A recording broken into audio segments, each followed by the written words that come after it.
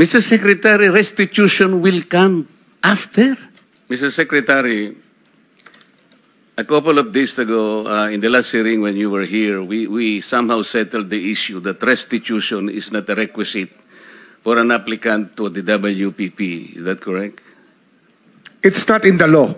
But sa akin ko kasi, hindi lang po batas na nagdidictate dito.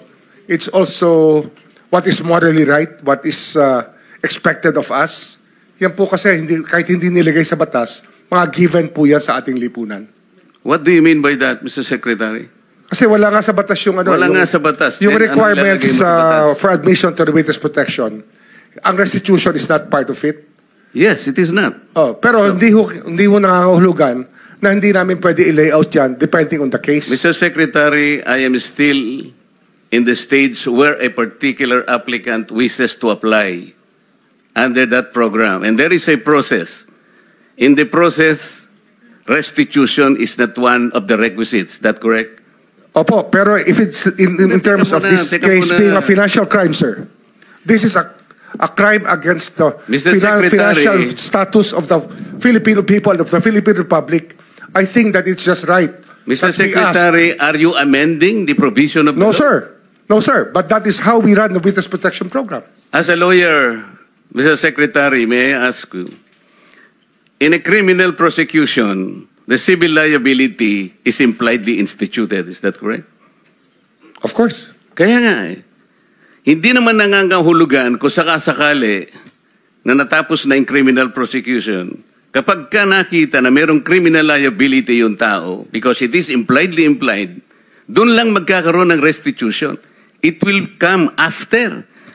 Paano mo sasabihin na magre-restitute ang isang tao? Meron na bang findings kung magkano i-restitute on how it can be restituted? Nag-a-apply pa lang eh. Huwag po ninyong babaguhin ang requisite ng batas, Mr. Secretary. I thought nung dumating ka dito, nagkaintindihan na tayo eh. Kaya nabablar ang proceedings natin eh. Kaya nga kinote ni, siguro, ang chairman kanina gusto kong ituloy ito. Sinabi niya, nagpa-interview siya, na goodwill and sincerity should be done para i-test. Pwede ba yung ganito?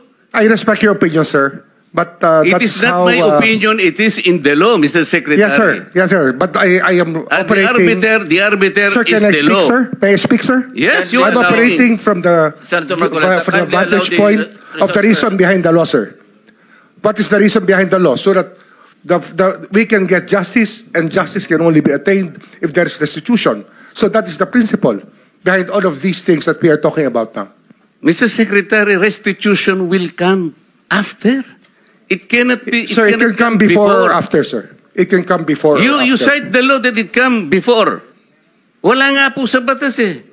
Huwag po ninyo babaguhin ang batas, Mr. Secretary. We are operating on a unique set of facts, and we are, all of these matters are being evaluated because the gravity of this financial crime cannot be underestimated, and that the more assets that we're able to preserve at the outset, the better for our country, sir. Mr. Secretary, I'm very sorry for such a reasoning like that. Alam mo, nakikinig I'm very sorry, sir. Bansa. Also, sir, I'm very sorry too if you do not agree with me. But I respect your opinion, sir, and we will carry out our job as we deem fit, as we see. Mr. Chair, I said I am not expressing an opinion here. I am articulating the provision of law. You do not change the provision of law, Mr. Secretary.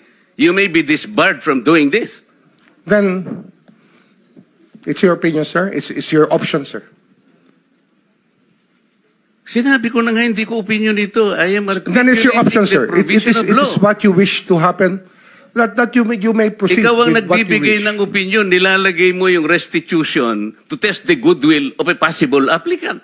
It is not in the law.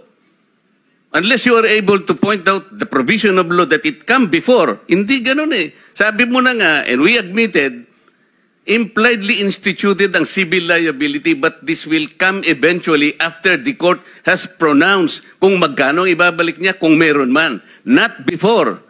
Thank you, Mr. Chair. Are you done, Senator Marcos?